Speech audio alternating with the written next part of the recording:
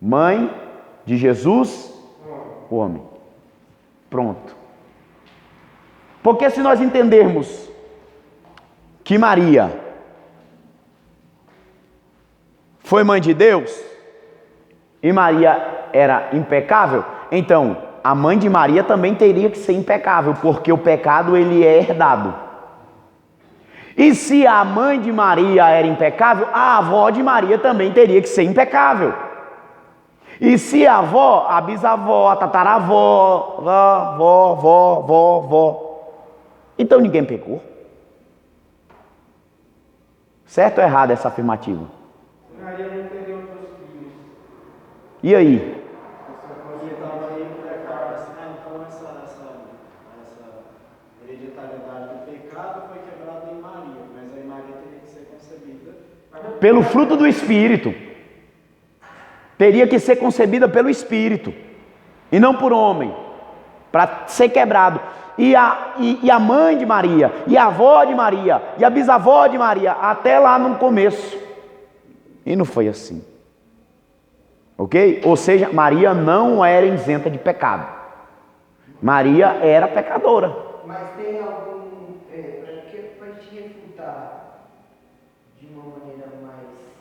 Romanos 3:23, para que melhor que isso? Mas aí foi Paulo. Mas faz parte do contexto bíblico. E ele também não exclui Jesus. Todos. Mas só que esse todos aí remete à doutrina do pecado. Jesus conheceu o pecado? Não. E o contexto de Romanos 3, os descendentes de Adão. Jesus é descendente de Adão? Não. Jesus não é descendente de Adão. Todo mundo é. Não, Jesus não.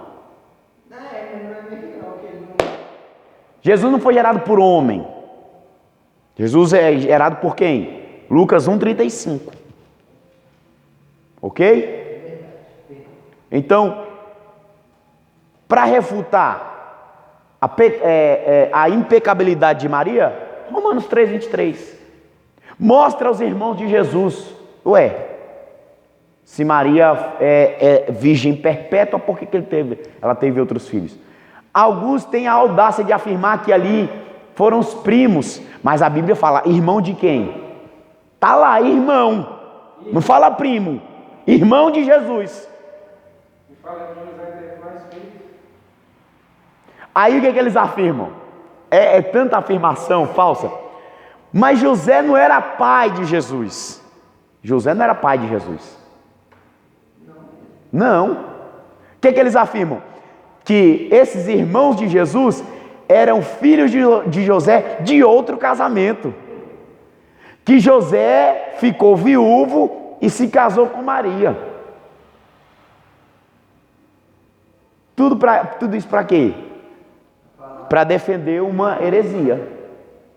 Para defender uma heresia. Mas não tem como, isso aqui é irrefutável. E outra, é mais, porque isso daí é um silogismo. Silogismo.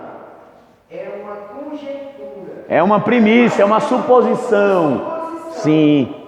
Se Maria tivesse algum poder de alguma coisa, a Bíblia falaria. Sim, então, com certeza. Quando a gente for perguntado, questionado sobre essa questão aí, é mais fácil a gente falar assim, me mostra você, onde que está na Bíblia que Maria foi impecável.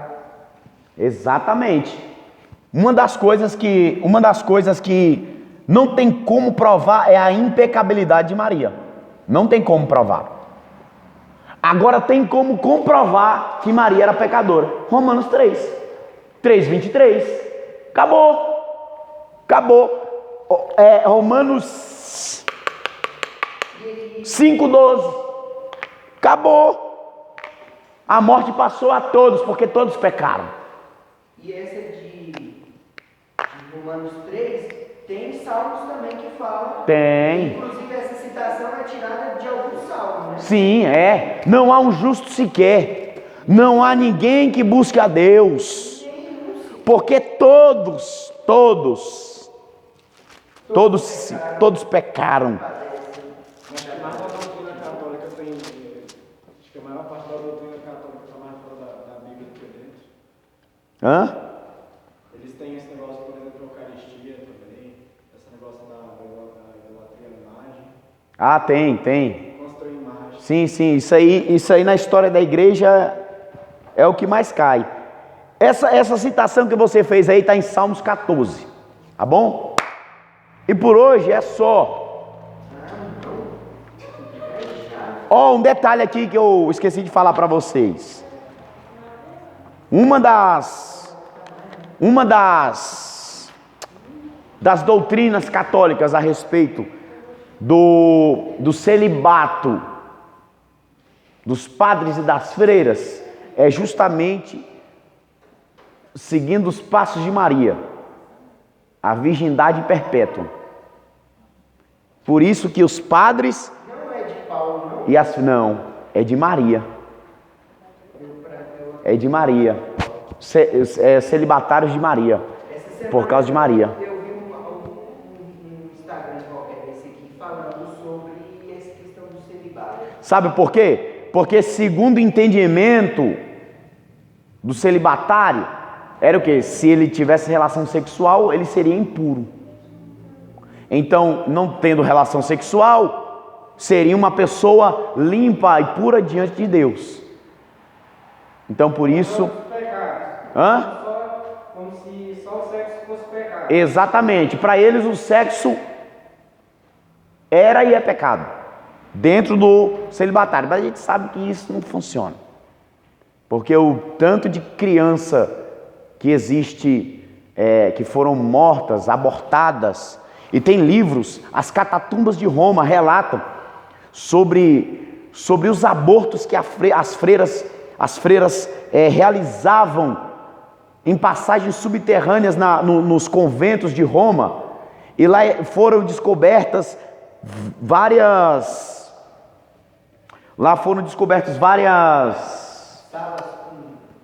catatumbas de crianças, de bebês, de fetos enterrados, porque elas ganhavam a criança, matavam e enterravam, ou antes de que a criança nascesse, abortava e matava, e colocava lá. E tem várias passagens do livro As Catatumbas de Roma, conta sobre isso aí. É uma das maiores podridões dos relatos de Roma. Hã? Papa Leão X teve filho. Sim, Papa Leão X teve filho. Não saiu do carro. Então, tipo assim, Martinho Lutero, ele relata que ele se enojava do que via o clero fazendo, se prostituía se deitava com as prostitutas, eles pagavam as prostitutas. Então, tipo assim, ele ficava, nós não somos celibatários, por que então que o clero se deita com mulheres? Foi uma das coisas que Martinho Lutero, foi por isso que houve a reforma, justamente porque não seguiam o que era determinado. O senhor acredita que hoje possa existir celibatários? Existe. Porque o celibatário é um dom. Celibatário é um dom. Não é a pessoa, tipo assim, eu vou ser celibato pro resto. Não tem como. É um dom. A pessoa já nasce ou ela pode se fazer por causa do evangelho. E Paulo não cita exemplo, tem pessoas que não nasceram. No caso, no meu entendimento, seriam os gays e as lésbicas, que não nasceram para... No caso, foi Jesus que falou isso aí. Vamos lá. Foi Jesus que falou isso aí. Acho que o Paulo também falou. Tinha, acho que, pessoas que quando ele estava se referindo ao casamento, não sei se foi fé. No meu entendimento, acho que são essas pessoas, que são homossexuais, lésbicas, que não é para ter contato. Sabe qual é o nome disso aí? O nome científico? Hermafroditas. As pessoas, vamos colocar, assexuadas. As pessoas que não têm o libido sexual, não têm desejo sexual, propensão sexual. Entretanto, existem as pessoas que têm propensão para o desejo sexual do mesmo sexo, no caso do homossexual. E aí essas pessoas podiam recorrer ao celibato celibato para não cair no pecado do homossexualismo. Ele pode ser um celibatário. Sim, sim, Para não cair no pecado com a pessoa do mesmo sexo. exatamente. Então, pode existir.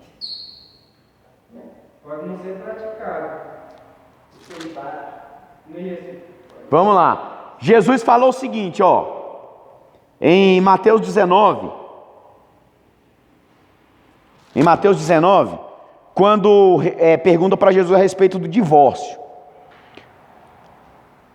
Jesus disse a partir do versículo 9: Eu, porém, vos digo, quem repudiar sua mulher, não sendo por causa de relações sexuais ilícitas, e casar com outra, comete adultério. E o que casa com a repudiada, comete adultério. Disseram-lhe os discípulos: Se essa é a condição do homem relativamente à sua mulher, não convém casar. Jesus, porém, lhes respondeu: Nem todos são aptos para receber este conceito, mas apenas aquele a quem é dado. Porque há eunucos de nascença, há outros os homens, a quem os homens fizeram tais, e há outros a que si mesmos se fizeram eunucos por causa do reino dos céus.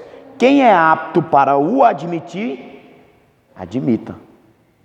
Jesus ensinando a respeito do celibato. Aqui é o termo eunuco, que a gente consegue entender aqui, a pessoa que não tem a prática sexual ativa.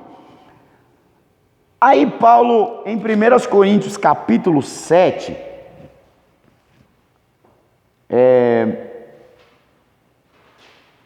capítulo 7, ele vai dizer assim, ó, a partir do versículo 6: E isto vos digo, não como vos digo como concessão e não por mandamento. Quero que todos os homens sejam tais como também eu sou. No entanto, cada um tem de Deus o seu próprio dom. Um, na verdade, tem de um modo, outro de outro. E aos solteiros e viúvos, digo que lhes seria bom se permanecessem no estado em que também eu vivo. Caso, porém, não se dominem, que se casem. Porém, é melhor casar que viver abrasando. Ok? Aí lá na frente. Então Paulo era praticante. Não entendi. Paulo era praticante. Ele era um celibato pelo reino. Pelo reino. Foi a opção dele. Não, eu quero ser celibatário, eu não vou casar, eu não quero tocar em mulher. E Paulo conseguiu viver com isso porque como ele disse aqui, é um dom de Deus. Se a pessoa casa, beleza. Se não casa, aí Paulo diz, faz melhor ainda. Faz melhor ainda. Aqui, ó, vamos lá na frente, ó. Olha só, olha aqui, ó. Mas pelo cargo que Paulo tem, isso indica que ele era casado, não é? Antes da convenção. A gente não pode afirmar porque a Bíblia não dá essa... Pelos estudos. A linha que entende que Paulo era casado antes da conversão. Porque pelo cargo que ele exercia, tinha que ser casado, acho que ter filhos. Cobrador de imposto? Não, fariseu. Mas nesse caso não era uma exigência legal. De ser casado, de ter filhos, não era uma exigência legal. Por quê? Quando um rabino se formava, ele saía da faculdade, se ele fosse o destaque como foi Paulo, ele já era um indicado ao sinédrio. Era como se fosse assim, um universitário que acaba de se formar e já recebe o emprego. Já é indicado para a empresa. Tipo isso. Há indícios sim, há a linha de entendimento que Paulo era casado antes da conversão. Até pelo fato dele aconselhar casal. Porque só pode aconselhar quem passa.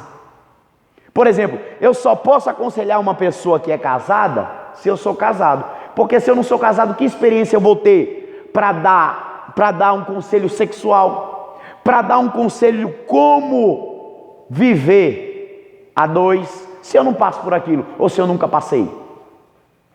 Esse é o entendimento que Paulo foi casado. O outro é que ele nunca foi casado, a outra linha de raciocínio, que ele nunca foi casado, por ele ser um celibato nato, por ele ter o dom do celibatário, mas por causa das experiências com Deus, e por causa da sabedoria que ele obteve, ele conseguia aconselhar os casais. Então, é uma linha tênue. Eu não posso afirmar, Paulo era casado. Eu não posso afirmar, Paulo não era casado. Porque tem respaldo para os dois entendimentos. Que ele era casado e que ele não era casado.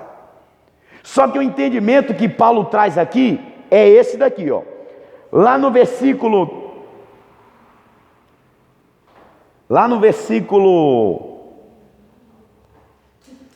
32 de 1 Coríntios 7 diz assim, ó: o que realmente eu quero é que estejais livres de preocupações. Quem não é casado, cuida das coisas do Senhor, de como agradar o Senhor. Mas o que se casou, cuida das coisas do mundo, de como agradar a esposa. Assim também está dividido. Também a mulher, tanto a viúva como as virgens, cuida das coisas do Senhor, para ser santa, assim no corpo como no espírito. E aqui se casou, porém se preocupe com as coisas do mundo e como agradar ao marido. Aí, ó, lá, deixa eu ver aqui, deixa eu procurar aqui. É aí que eu vou encontrar. Sim.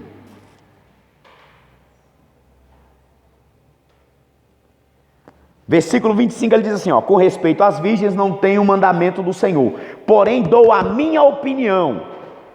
Paulo dizendo, dou a minha opinião, como tendo recebido do Senhor a misericórdia de ser fiel. Considero, por causa da angustiosa situação presente, ser bom para o homem permanecer assim como está. Está casado? Não procure separar-te. Está livre de mulher? Não procure casamento. Mas se te casares com isso, não peca. E também se a virgem se casar, por isso não peca. Ainda assim, tais pessoas sofrerão angústias na carne, e eu quisera poupar-vos. Isto, porém, vos digo, irmãos, o tempo abrevia, que resta é que não só os casados sejam como se não fossem, mas também os que choram como se não chorassem, os que se alegram como não se alegrassem, os que compram como se nada possuísse, e os que se utilizam do mundo como se dele não usassem, porque a aparência deste mundo passa. Então, Paulo, ele traz esse conselho. Tu está casado? Amém. Não casou? Fique como você está. Que casar é difícil. Mas só que aí entra, deixa para lá, depois eu explico isso aqui. O contexto histórico. Vamos orar? Já passamos.